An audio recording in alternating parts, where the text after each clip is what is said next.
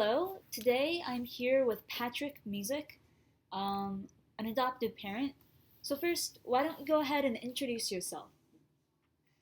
I am Patrick Mizik, like you said. Uh, we adopted a girl from Romania back in 1998, um, my wife and I. So, how many more details do you need? Um, I can get that through more Sure. questions. So, to go into a little more detail about the background, how did you find out about adoption? Uh, we had uh, one son by birth, and then we were having trouble getting pregnant a second time. So, after several years, we started looking into adoption. We were looking into several different countries, and we had decided on Romania versus Russia or China. At that time, it seemed like it was an easier path, but that didn't turn out to be the case because of the Romania was trying to get into the European Union, and the British uh, person on the European Union Council was trying to push a lot of guidelines through, and so our adoption got delayed over a year. So, why did you pick those specific countries to consider? Uh, well, I didn't think we really wanted Central America or South America was open. Uh, I think I think we maybe felt it would be less explaining every time we went somewhere if the baby was or the adoptive was Caucasian versus Asian looking, and I think uh, at that time uh, there was a lot of scandal during the Olympics with the Chinese and doping, and my my wife kind of felt bad about the Chinese at that point. So there's a little bit of animosity, I think, there globally towards China, and I didn't think we wanted to do it at that point. And the other thing was the infants were what were being adopted, whereas the older children were from Russia and Romania. Um, so that would have closed the age gap between our birth son and then the second child who would have been adopted, who would be adopted. So that was the other thing, was trying to reduce the age gap between the two kids. How old was your son when you adopted? Let's see, this was in 98, so he'd have been 10 when it, or almost 10 years old when we came home. So we started the process probably when he was like 8. So it took like almost 2 years for the whole process and the delay in Romania to work itself out through the different parliaments and parliamentary procedures through Romania and the European Union. And what did the final age gap end up being? Yeah, it's like 5.5 years, so less than 6. Do you remember the name of the agency that you worked with? I think it was Heart to Heart International through Colorado Springs because the local agency was not licensed in Romania at that point. But our local uh, adoption agency did a lot of the legwork and the home visits and things like that. The background checks with the Kansas Bureau of Investigation and the Sheriff's Department for Johnson County all had to sign off on this. And then things like once we were narrowed down to Romania, they required a negative AIDS test because at that point AIDS was kind of a big thing in Romania. So they didn't want any adoptive parents to have AIDS and then die from AIDS as maybe the birth parents had already passed away from AIDS. So that was a check they wanted to do. So then the uh, other shots and immunizations we had to get before we traveled was more of a State Department requirement for the U.S. But there were some requirements from the Romanian State Department. Do you remember any specific requirements either from the US side or the Romanian Well, side? I know we had to get the hepatitis B and A shots, I think, or maybe it was just B. The AIDS test was required. I don't know if we had to. There might have been a tetanus or one of the ones that's more common in South America, Africa. I think we had to get a shot for that, just in case. Was that for the international travel part or for living with your new child? I think it was a requirement for one of either the Romanian State Department or the U.S. State Department to travel to Romania, but I don't remember at this time. But yeah, there were some that were required by one government and other requirements from the other government. So it was kind of a combination of both. So with the agency that you used, did you like seek out that agency or were you recommended it? I don't remember. I think I think they had an open house and they had a thing that was because they kind of covered a bunch of the different countries and the different organizations and that represented those countries. Uh, like I said, the one from Colorado Springs is the one that actually did all the paperwork, but it went through the agency in Olathe. Um, I think there was some kind of open house or something that we met them through, and we were kind of impressed and knowledgeable. And the director here locally, Deb, seemed pretty passionate and uh, what's the word I'm going to use? Seemed real, seemed legitimate. Didn't seem like she was in it for the money or anything. Was that a concern that you had looking for I agencies?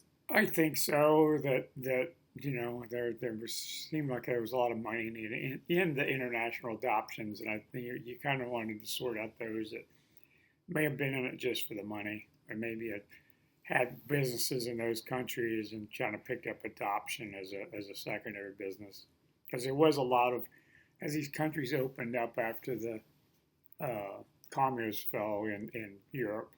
So this wasn't too many years after that. There was a lot of businesses moving into Russia, into Romania, Bulgaria, Moldova, and those countries. That this was kind of an afterthought of it. Did you do any extra research into the agency before you decided to use them? I think that was kind of right at the beginning of the internet, and there were some user groups that was more text based things. You Google and Yahoo and really weren't invented yet, so you had to be on like these lists, and so it was more a lot of just text messages back and forth, and it was kind of reassuring that people had positive things to say. So, speaking of these lists, what sort of resources did you use when adopting? Well, they had a lot of the requirements were from the Romanian government, so we had to. I don't remember if our passports were up to date or not. Uh, we had to get the visas to go into Romania through the Romanian consulate. I think it was in Chicago. So we had to send those, our passports to the Romanian consulate. Uh, and then once it opened up, we only had like 2 weeks time to actually make our flight reservations because after the delay of over a year, I think we had the referral in, I think about May of 97. So just about the time our daughter would have turned 3. So then it was at the end of July in 98. And that it was finally was approved. Do you know why there was a delay?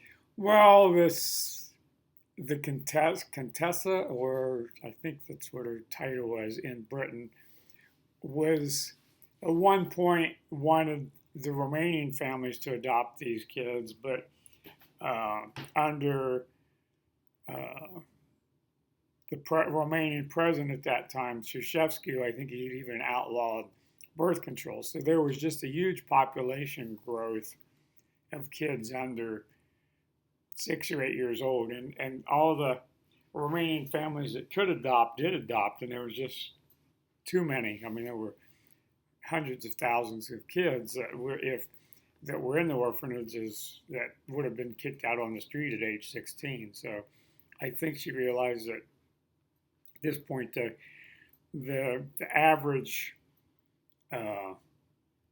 like the salary was like $200 to $400 a month equivalent. So $400 would have been like what a doctor made. Some of the drivers that we had, the English-speaking taxi drivers, were probably made more than that, just because Americans tended to tip like they would tip a New York City or Chicago or DC taxi drivers. So not realizing that you were basically paying a taxi driver well over the rate of what a doctor would make in Romania. So yeah, there were all kinds of making sure that the daughter was going to had our immunizations up to date from Romania, and just getting all the health records and getting the last checks, and making sure that nobody in the girl's family wanted to readopt her because they had already had a couple other older siblings that I think that one of the grandmothers or an aunt and uncle were taking care of while the birth parents were not in a good place in life to take care of another child. Do you remember what paperwork you had to fill out before you were able to like go over? I think there was INS stuff, immigration naturalization, just to get her green card up, or a visa up, and then I think once we came back, then we had to go through INS and get her green card, and then so we had to pay for a Romanian passport to travel because she was still a Romanian citizen at that point. And then somewhere along the way in the fall of 1998, they had passed some legislative bills in Congress that said any foreign adopted children brought to the U.S.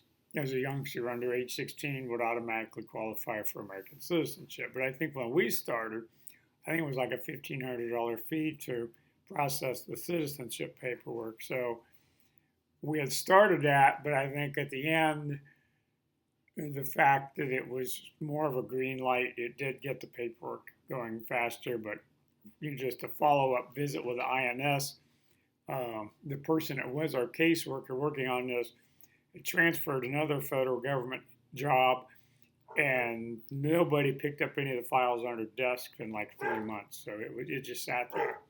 So I went in the office and waited about 2 or 3 hours while the supervisor, just finished up the paperwork and had it done that morning or that afternoon while I waited.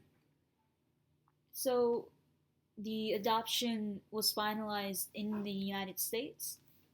The adoption was finalized in Romania. How did that go? I think we ended up going through, I know we went through a Romanian doctor's office or the hospital, and we had to do a final health evaluation, something like that. I know we went to the U.S. Embassy in Romania, and I think that was to get the visa for her to travel on a Romanian passport. And then I think there was some other government INS paperwork that said we were employed and we could take care of her, things like that. So aside from finishing the citizenship process, were there any other papers that you had to fill out once you got back to the U.S.?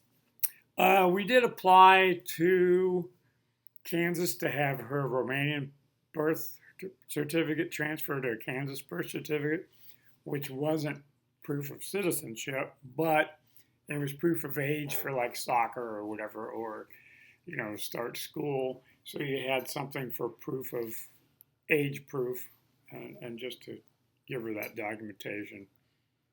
What sort of paperwork did you have to fill out for that? I think we just had to send the uh, Romanian passport or the Romanian birth certificate.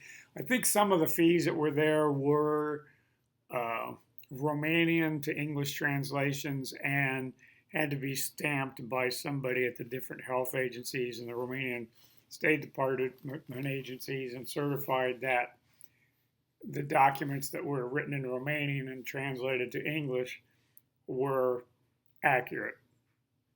And how long did this process take? Most of that stuff probably occurred probably in the April, May through August or through July timeframe of 1998. So, while you were in Romania, how was that? Well, we landed on like a Saturday afternoon, like 4:30, 5 o'clock. Uh, the agency had a interpreter, or I think it was a lawyer's brother.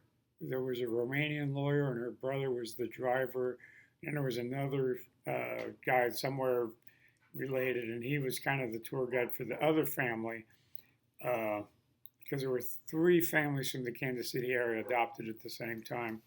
One was on our flight, and the other had flown out a couple of days earlier because their daughter was adopted out of Bucharest orphanage, and our daughter and this other girl were adopted more out of a town called Foshan, which is about 2.5 hours outside of Bucharest.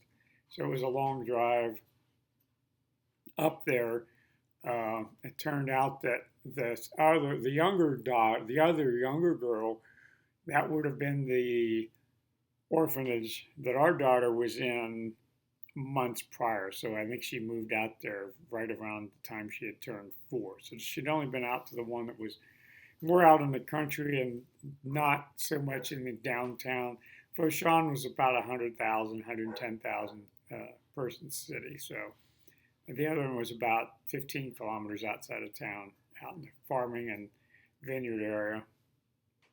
Were you in charge of your travel arrangements, or did the adoption The agency handle adoption that? agency kind of handled everything, and that's their driver and everything. So then having to get a second car, and somebody had stolen the battery out of the one car, so they had to scramble and find a battery that they could put into this other car for the trip up there on Sunday morning was kind of tricky because about that time Bucharest was in about a 30-day heat wave of 100-degree temperatures. So it had been pretty hot.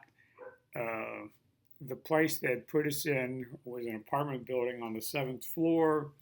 Somebody stolen the light bulb out of the elevator. The landlines didn't work because people cut them up. So Romania and a lot of Europe had jumped on the cell phone uh, because it was easier. It was easier to have a cell phone and not have all of the infrastructure for landlines everywhere. So they did have a lot of cell phones, and I think we relied on our driver's cell phone to get with his sister, who was the attorney, and met with us and walked us through the American Embassy uh, procedure. Was there any additional paperwork that you had to fill out when you were in Romania? Oh, I think we had to end up paying for the health assessment in the Romanian hospital. I didn't think we had to pay cash at the U.S. Embassy in Romania, and I think there was some agency fee that we paid in cash because we basically went over with like $11,000 or $12,000 cash on our person to pay all the different fees and things. So it was kind of scary walking around with that much cash. Were there any issues with the paperwork that you'd already filled out? No, everything pretty much went seamlessly at that point. Do you know anyone else who has adopted or been adopted? Other than through this group and the agencies that uh, Deb has worked with, she has a pretty large adoption agency picnic or Christmas party, summer picnic, Christmas party every year, and I haven't done that for a few years because it's been what 20 years plus, and since then I think Deb has passed away. After the fact, I think my wife's one of her friends back in New York had adopted two Romanian kids, and just isolated people around that we know from work or from church have adopted as well. Some U.S. domestic, and others are foreign adoptions. Do you keep in contact with either of the families who went to Romania with you or anyone that you met through the agency? One we're more frequent with Christmas cards, social events, things like that outside of uh, the agency events. And there's another person that my wife worked with at Hallmark or knew of her at Hallmark, and I think they also adopted two Russian kids. But I think maybe one Russian and one from South Missouri somewhere, Southern Missouri. What were these yearly events like?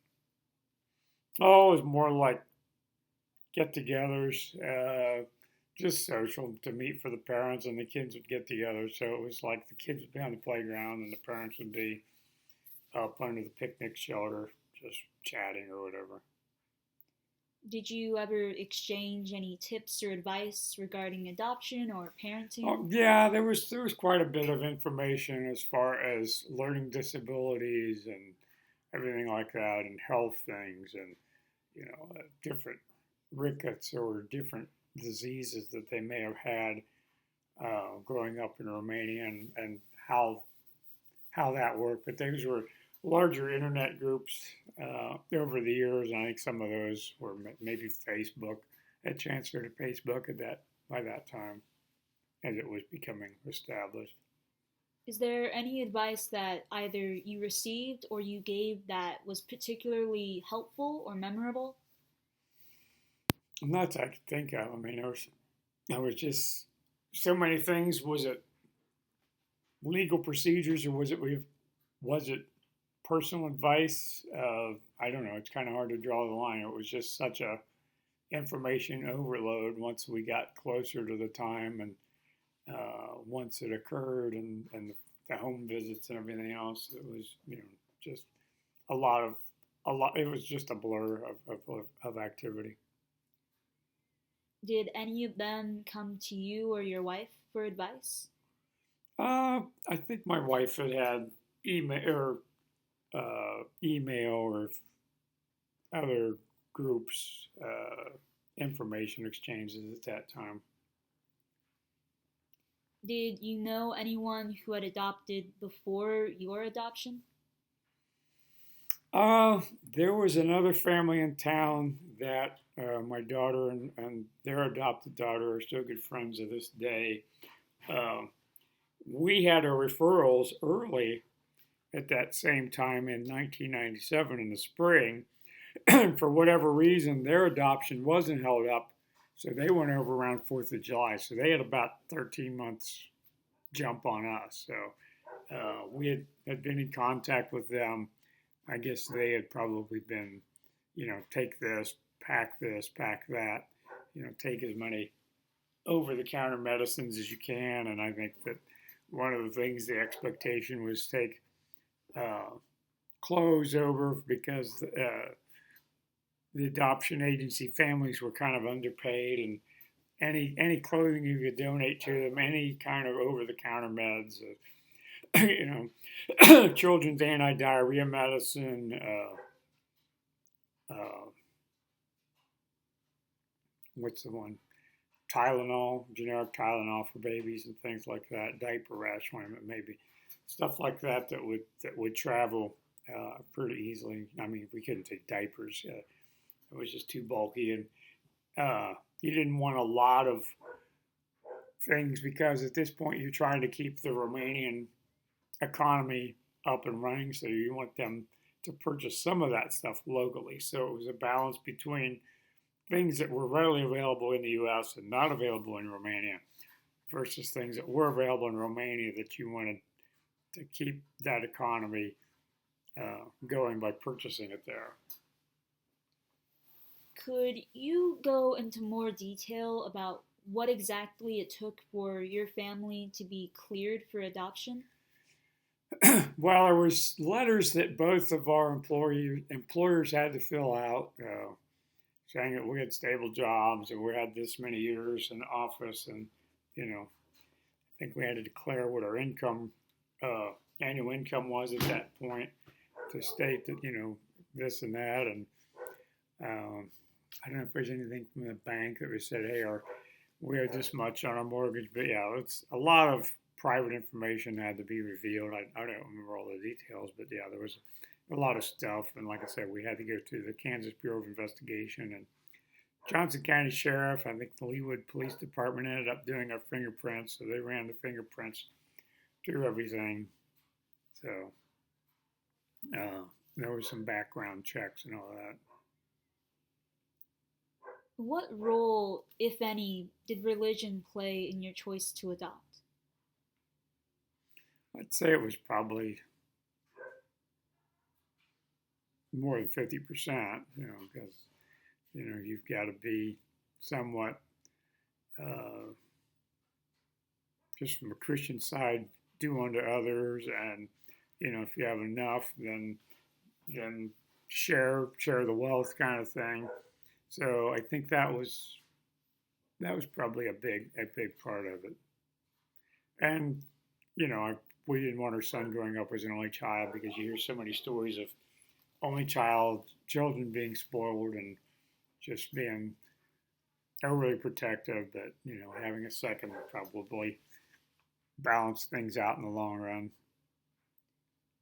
When you How did your son react when you told him that you were going to adopt another Well, child? I think he knew most of it. I mean, I think he wanted a brother or sister from a younger age because all of his other kids, his friends, were having younger brothers and sisters. So I think where a lot of his classmates were the oldest child, so I think they all had younger siblings. So I think he felt a little bit left out that he didn't have a sibling.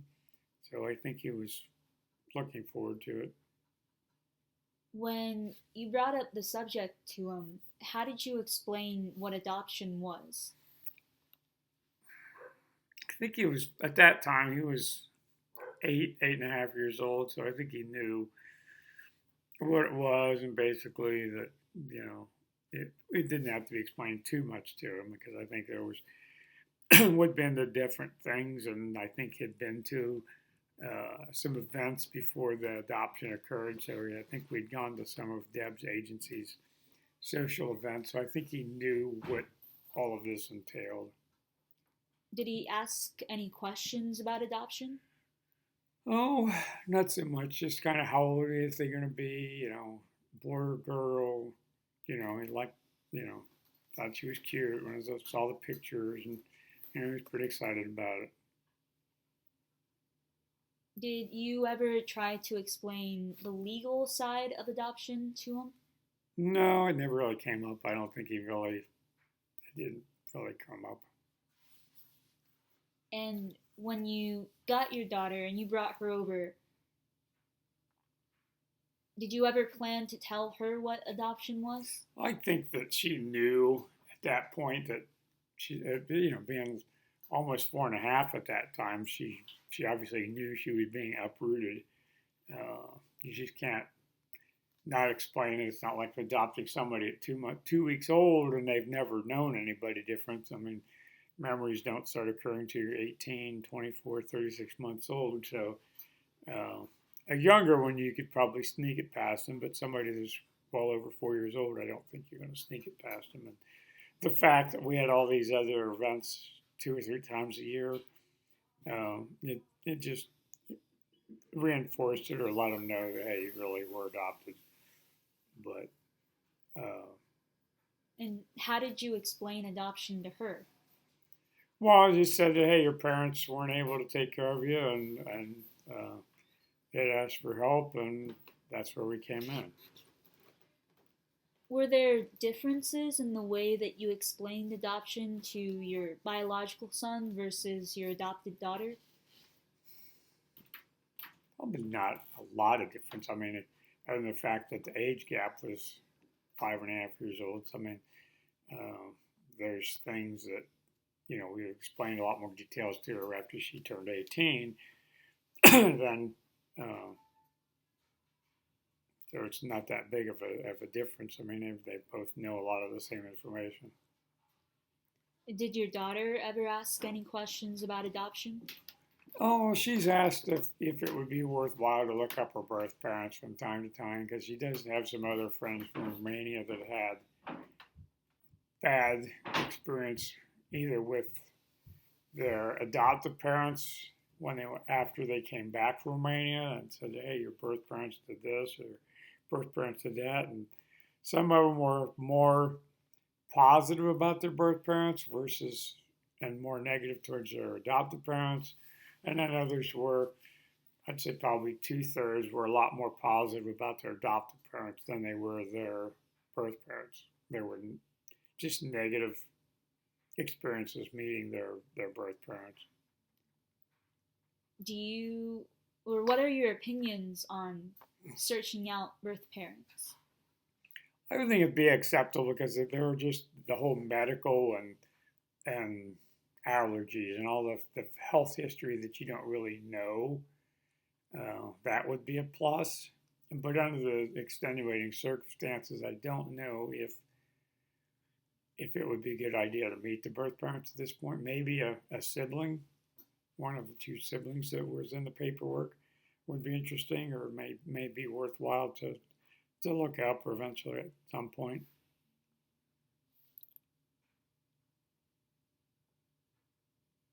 I guess at this point, do you have any advice that you'd like to give to parents looking to adopt?